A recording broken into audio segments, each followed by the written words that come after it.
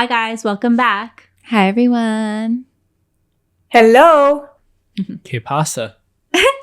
Here we are again, and Yvette is with us again. Hello. Yeah.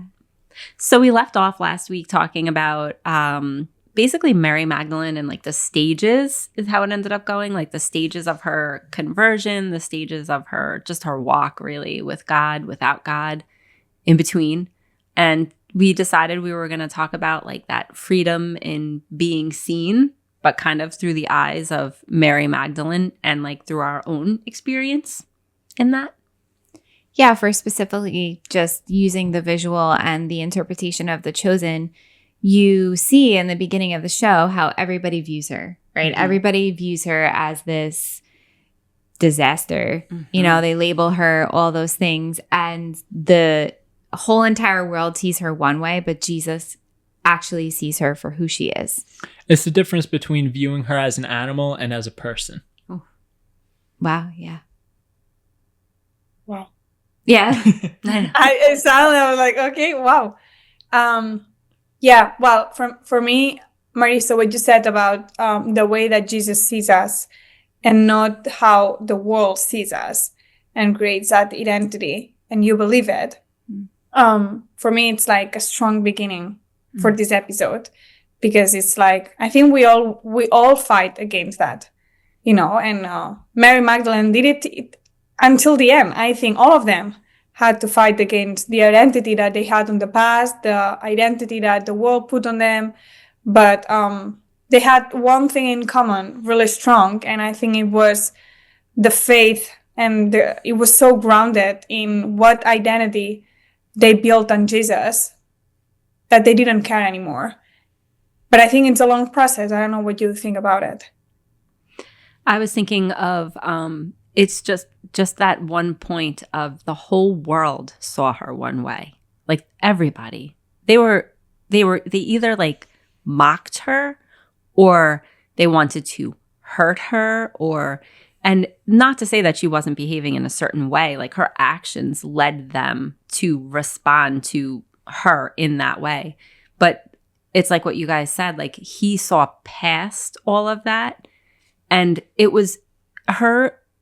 She was literally two different people. They were calling her Lily in the beginning. Like she wasn't called by her actual name. And I think that was really what made Jesus stand out, because he was like Mary of Magdala. Like he said her name because he saw past the lies. He saw past the mistakes. He saw past the judgments, the accusations, and he saw her. Obviously she had 7 demons. Yeah. And really the only way that demons come in that I find, it's from wounds. Mm-hmm. Prior wounds is what allows us to give the legality to the demons to come in and dwell inside us. And I feel like it's almost like what the people saw was that. They saw the brokenness. They saw the other person. Because it's almost like the brokenness made her look like a different person. And it did. You could see the physical difference. Wow. And what Jesus saw, though, was the child. Since he's outside of time, he remembers, he knows. At that time, when he saw that brokenness, he also saw that child, that Mary of Magdala. Mm-hmm. He saw her, not just the 7 demons inside her, or the brokenness of, you know, the wounds she received. Mm-hmm. Wow, I'm thinking of so many different things. Yeah, me too. I'm like, wow. Like, where do I go? I'm reminded of a couple months into our prayer meeting. This was when we first started it. We were like 6 people in this little back room of the church, maybe 10, maybe 12. And I had given a testimony. I don't know if you remember, and it was really based on Mary Magdalene. Mm-hmm. And I remember like saying like how my journey was like hers, just like so many of the rest of us. Like I was one way and now I'm different. But what I remember at the end, I said to the group, like, I have physically watched you become more beautiful than you were before. Mm-hmm. And not like a vanity thing. it's just like how you're saying how she changed, how she physically changed. It's like when the inside, when our inside changes in our hearts and we make that encounter where we have that encounter with Jesus, we do emanate this beauty and this joy that is like from him. Mm-hmm. And the difference between what she looked like before and then what she looks like after is really like standing out to me. And I feel like that joy, there's almost two ways people react to it. But it all stems from the same thing. You want that joy, and it's either you want it so that you end up following that person. You ask them, like, how do you do this? How do you get that joy? Or you start to resent them and you get envy and you stem away and you run away. And it's like, why do they get to be joyful when I don't? Wow. I'm going to be super millennial right now. But what you said, Marisa, like, I remember there was this trending viral video on TikTok where teenagers were like posting the before and after Jesus. So they were posting pictures of them and videos of them and was like before Jesus. And they were nice. They looked nice or whatever, but they had like a sadness around them. Like it was different. And then they put the videos and pictures after they start knowing Jesus, and you could see the glow up. So it was super vital to put your before and your after Jesus. And actually, it reminds me a lot to Mary Magdalene, the full trending viral on TikTok, and I just realized how we all go through those stages, the before, the between, and the after him. And it was vital and it was super millennial, but you could see the difference on all these people that I didn't know. I could see the difference just in the bright of the eyes. Just there was a kind of light, there was a kind of freedom, there was a kind of peace, aura surrounding them. And I could see that in myself too. And when I came back to Spain, like people were like, you would look the same, but you are not the same. There's something in you different. And it was not physically, but there was a glow up. And I think it's what Jesus gave to Mary Magdalene. And I think it's what Jesus gives to all of us. And I sometimes, like what happened to Mary Magdalene, like I sometimes have my times where I go back to my old identity because it's what I'm used to. And it's sometimes even easier to be there. You know what I mean? And, sometimes it's so easy to go back to that bar where Mary Magdalene was, to go back to that point, to that place. But now I just lost what I wanted to say. But I think it's super easy to go there like she did. But I think that's when we have to be more grounded in our faith to come back to the places where we are right now, to our true selves, because it's difficult to be in our true selves all the time, in our identity on God. I think that's the difficult option, and people think that it's the easiest one, but I think that's the difficult one. So I think that you have to also be brave, like she was. Sometimes people don't think that she was brave, and I think she was really brave. It reminds me of a conversation that we had when we were like starting to talk about this topic and being seen. And I can actually hear you from that second episode that we recorded back in, that second week or whatever that we had this podcast. I can hear your voice of that. You were like, do we even want to be seen? Mm-hmm. Do we even want to be seen? And like the answer is yes, of course. Like sometimes it may not appear that way, but I think there's like this extreme, right? Like some people, and maybe you worship those or you idolize the messiness of yourself. So you want people to see just that, or then maybe you have your conversion and then you only want people to see that perfectionism, that like perfect hair, perfect face, perfect everything, not just vanity, but like all of it. And it's like, no, it's in between there. It's not idolizing the messiness. It's not idolizing the perfection. It's just idolizing the realness.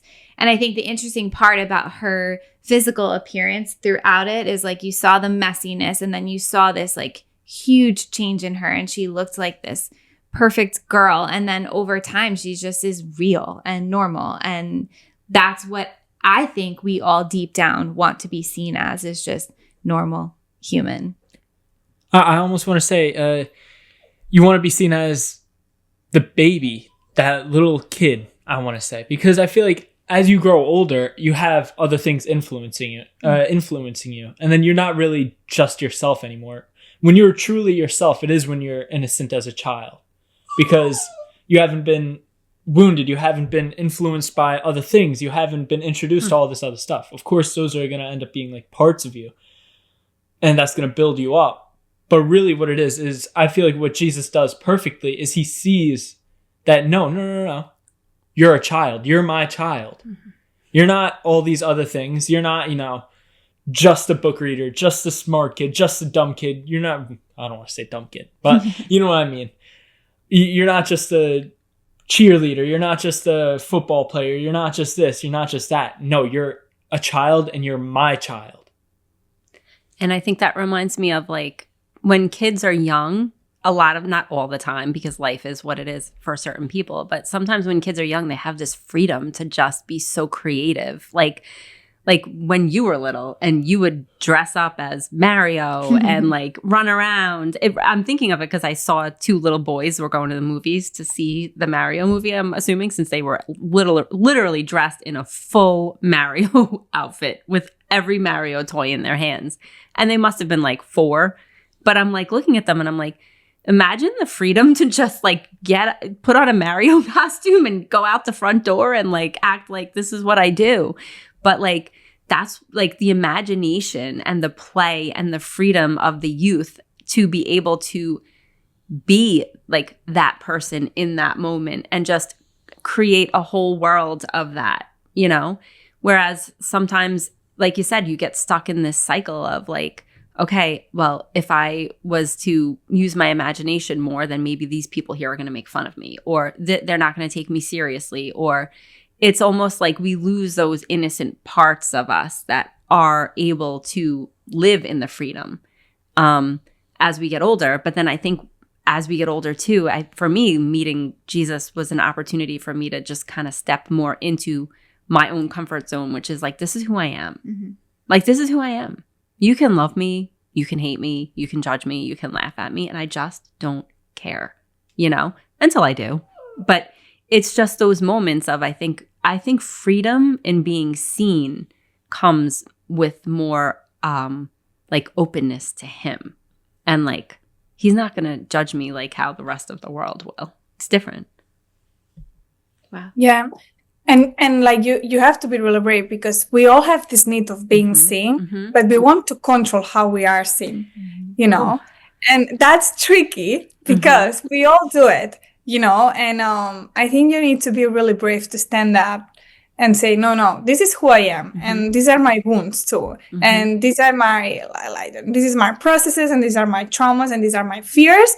And this is my, whatever, my values, like, I think it requires a lot of being brave. And I think that also comes through your faith, it's like, I couldn't do it before. And I think I always wanted to be seen, but I wanted to control how they see me, and depending on with who was seeing me, I was, okay, so now I'm going to be more like this, or now I'm going to be more like this, because then I'm going to fit more, or because I know that they like this, so I'm going to be more like this. So my identity was on their hands all the time, on the walls' hands, to just fit, to don't be like to go against judgment or whatever.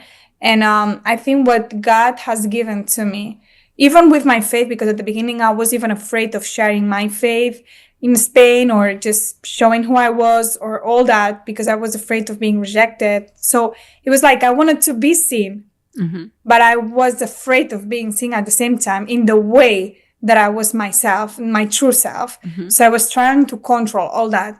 And I think once you start being really close to him and grow on your faith and be grounded, I think it gets easier a little bit to just show your real self to the world with no fears. What you said, Janine, like, you start, sometimes you have ups and downs, of course, and sometimes you are just like, now I care a little bit of what they are saying about me, but I think in these moments is when I'm like, okay, I need to like go back and something that reminds me who I am.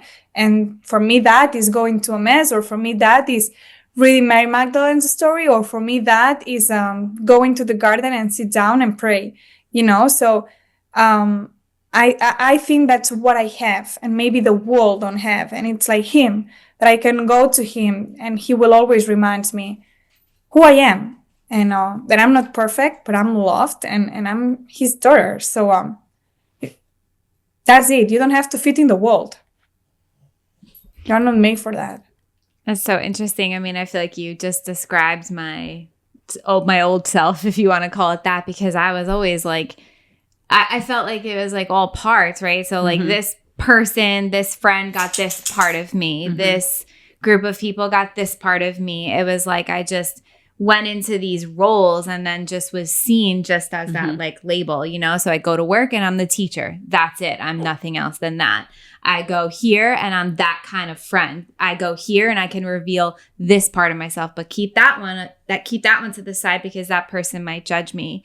I'm thinking of dating relationships. It's like, I mean, the freedom is coming to the table with, this is who I am, take me or leave me. And it's funny because we were having this similar conversation this morning. It's like we have so many labels that we are seen as, but the truth is that we just truly, if we admit it, want to be seen as that child of God. And it's really hard to do. And, I loved how you said the control, like we want to control how we are seen, and that the freedom comes is when we don't control it and when we don't care to control it until we do, and it's hard to get there. I feel like the Son of God, Jesus, really shows perfectly how that change takes place, and then the comfort in being that resurrected self among everyone. And it's like, he died. Mary Magdalene doesn't recognize him at first when he rises. And the only way she does is by the testimony of the wounds. And I feel like sometimes that's how it is with people. They recognize us by our wounds, but then they realize that we rose. We changed. We did change, just as Jesus did. And I feel like that's how he was with the other apostles, though. And, with the 12 and then the disciples like Mary and then his mother, of course, and stuff like that. He didn't just hide his wounds, really. But he showed everything. He showed the resurrection and showed this is what's going to happen. This is what you're going to end up being like. Yeah, and I think wounds are really powerful. Like, if instead of hiding them, you show them in the way they are, I think it's something that connects us with the world and with people. I think something that The Chosen does really good, and that's why for me it's successful, is that they use those wounds to make them human. And we connect with all of them because of their wounds, because of their mistakes, because of their doubts, not because of their best moments. We connect more with Mary Magdalene because we know her past and we know where she was and then we know where she went.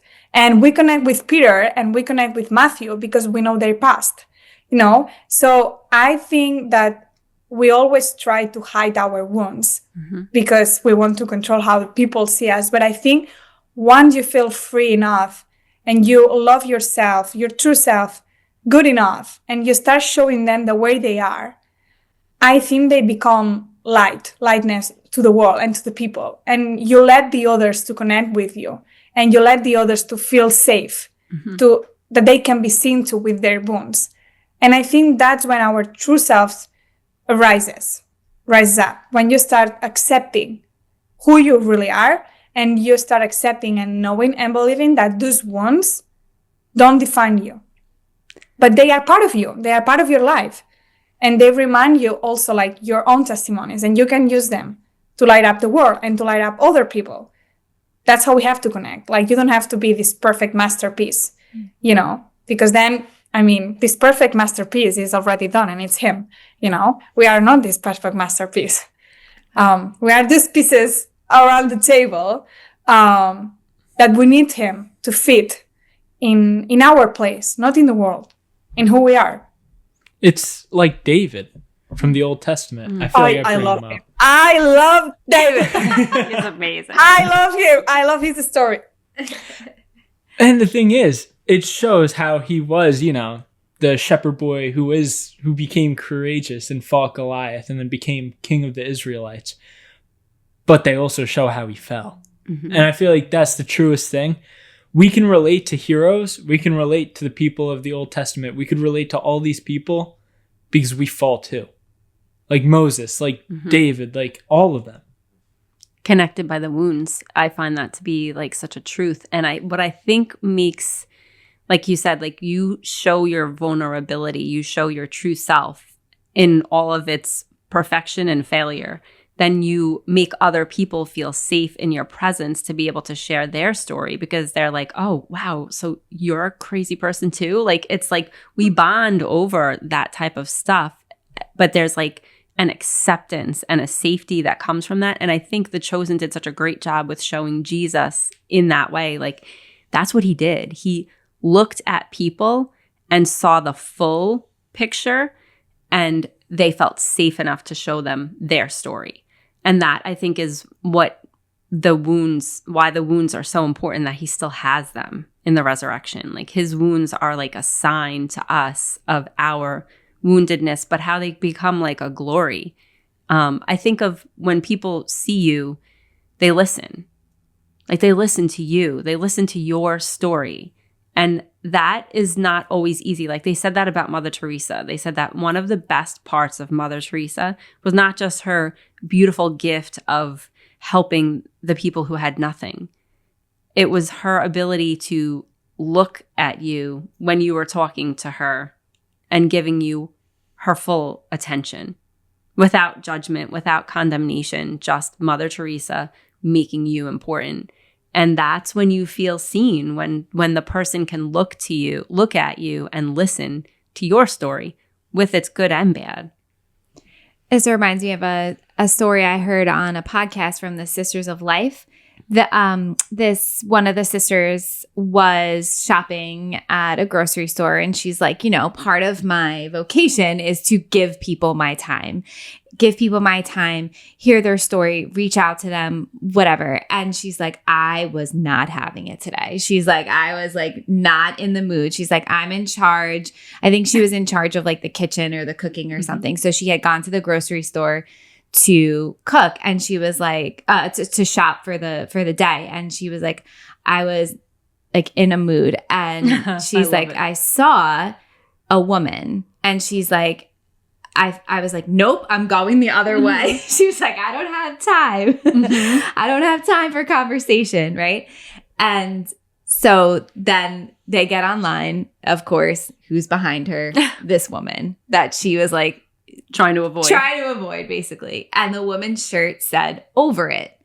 And she's like, I'm in there in my habit, and I'm looking like, everyone looks at me as like, I'm supposed to be the perfect Christian. I'm the nun. I'm here. I'm this. She's like, and I turned to this woman and I was like, I'm over it. Like, she was like, I'm over these lines. She was like loving on her shirt, And turns out that this woman was somebody that her order had helped a year ago. So she had been pregnant and she had gone to them and seeking help or whatever. And turns out she ended up having to move away. And she moved away. I don't remember how long ago. It was like a long time where she had moved away, and they like never heard from her again. And that was this woman. Oh, wow. And she was like, you guys like changed my life and the whole thing. But it's like, even though like she saw her, she didn't want to be seen. She wanted to avoid it all. If we just give ourselves like the opportunity to be free in those moments, to let people know that we do see them and that they see us back, like what beauty can come from it. I do love that the nun dressed in her full habit was like, I'm not having this today though. I don't want to be that today. She was like that honesty. The honesty. Yeah. She was like, I am over it. I'm over these lines and I've had it, Yeah. So it's again, and like she had the freedom to let that woman, let the people around her like see her true self in it. But with the faults and the failures. Yeah, exactly. With the image of like what she should be, but that she wasn't all the time. I think honesty is a good word for this episode. And what I like about the story of David, at least the beginning, is everyone is putting on him an identity. He's a shepherd. He has to be this, or he has to be at home, or wherever, and then he's going to become a king, but he never went to face Goliath as a king or believing in that identity. He went there in the name of God. Like, he literally said that he was doing that battle in the name of God. You know what I mean? So I think that's what I like most about him, is how the world was trying to put an identity on him, and how easy it was for him to believe that. But instead of that, he kept going after God, and he kept like grounded in his faith and in the name of God, and he grounded his identity on him. And that's why he could, face what he had to face. And I think we all have Goliaths in our lives that we have to face. And I think we all can reach that smallest rock or stone that God has for us to face those Goliaths. If we have our identity on him. And I think as a mistake, and sometimes it's not something like, I don't know, like moms or usually family or friendships or whatever, like they sometimes, words are really important, and they sometimes, depending on what they say to you, you can't even believe that. And that becomes, you can believe that thing about you, and maybe it's not real, like those opinions or whatever, but it's so easy to just fall into that, or believing like maybe it's so important for me also, like how you told to a baby, for example, how things you say, like, my baby is difficult, my baby has a strong we are already putting identities since we are babies to the others, what do you want to be when you are old,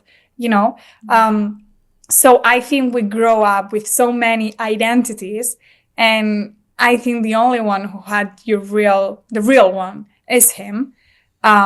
Because we just grow up as a society that puts all the time identities on you. If you are the new of the school, or if you are the good student or the bad one, or if you have a strong character, or if you are difficult, like all the time they are defining you. And I think it's so easy to believe that. Since we just, we are born. Since you just are born, you are having all these identities put, and they are put from the others. So I think for me, it was not till I found him that all these voices shut down. And it was like him talking to me and saying, no, you are my daughter, and that's your identity. But it's so easy, because all the time, in everything, you are brunette, you are blonde, you are the tall girl, you are the, it's like all the time, you are. Yeah. You're the athlete, you're the smart one. Exactly. They'll put that on you. And if you don't live up to the expectation that's put on you, then another lie starts to form. See, you were never good enough in the first place. I mean, this could go everywhere that you just started like another episode. Wow. Yeah, but it's true, like since you are born.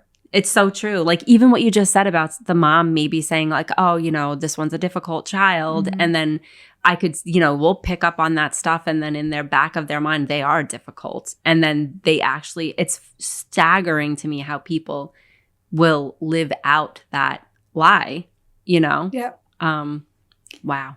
I have to say, guys, since we have like really recorded the podcast and have had these like conversations about identity and stuff, I mean, I was so innocent in it because it just seemed natural, but I don't do it anymore. But I always used to ask my students, what do you want to be when you grow up? What do you want to be when you grow up? And I just decided like, I'm just not going to ask them anymore. I just don't want to ask them anymore. Yeah. It's like, again, like you said, like we ask and like they're 10, and it's fun to have an imagination and dreams. And I want to be a soccer player. And like, I still, because they are young, I still get that like innocence to them, the dream, the big thing.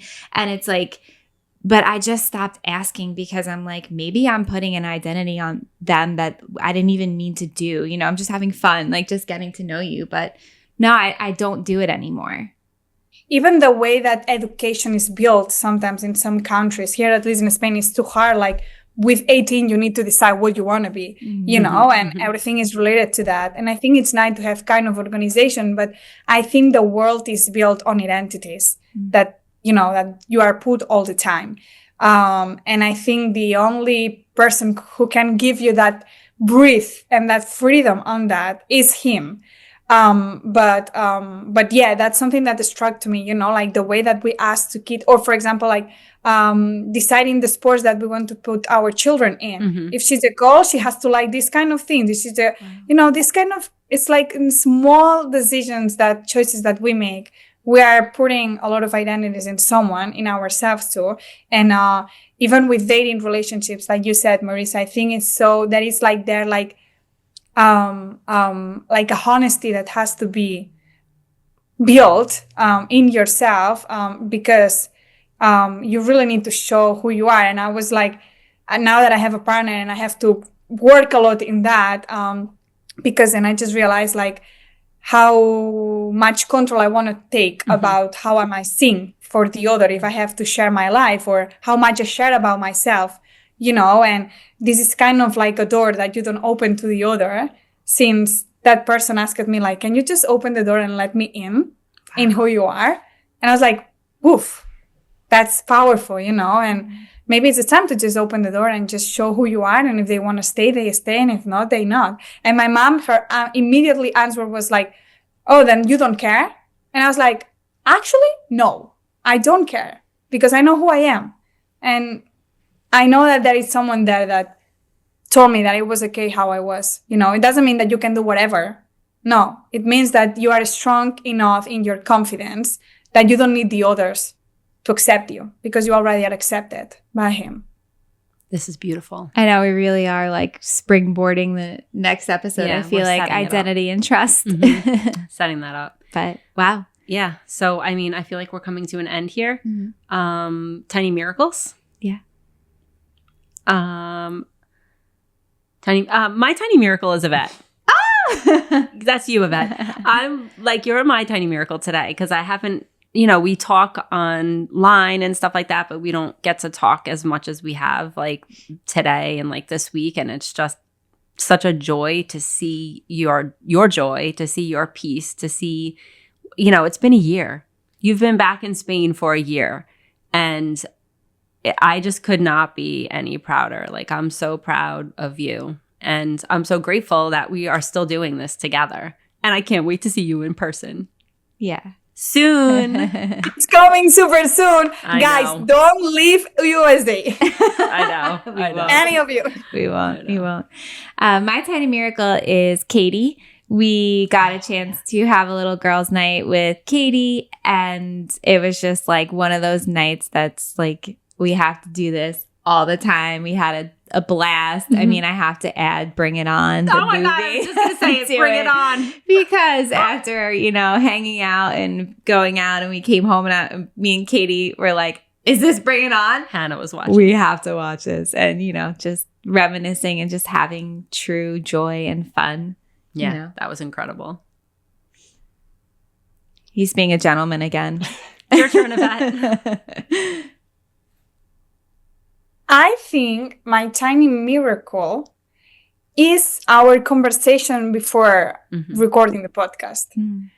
I think it surprised me when I was just seeing that Janine was calling me through a FaceTime. And I was like, oh, and I just took it. And I think for me, this 15 minutes of just sharing, it felt like I was there again. And I think I've been thinking about you guys for a lot of weeks, and I was needing to feel like how I feel right now, but I didn't even ask for it to God or wherever. I was just like missing you and hoping that we could talk or wherever, because things were busy. And suddenly when you called me, Janine, and I just took it, I was like, I don't know. It felt so good. It felt like we were, together again, and we were just sharing. And I don't know. I just hang out, and I was like, I could breathe, and I felt something here, like, I don't know. Family's back. So it was a miracle. I love it. Aww. You're each other's tiny miracle. We're each other's tiny miracle. So spirit fingers, guys. That's right. I cannot do better. I think my tiny miracle is probably gonna be going to the Super Mario movie. Oh, I love it. Michael. With my cousin Michael.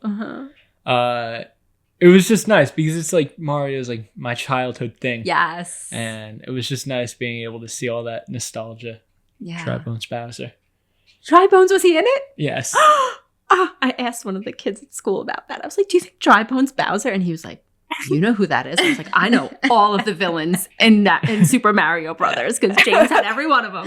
Oh, I love it. That's He was great. in it. All right, good news. That's great. That's great. All right. All right, guys. Well, thank you so much. We'll see you next week. See you next week. Thank you, guys. And always remember that you are named and called by the one and only, not by the world. Amen. I actually got one this time. Bye-bye, apple pie. That's a good one. Love it.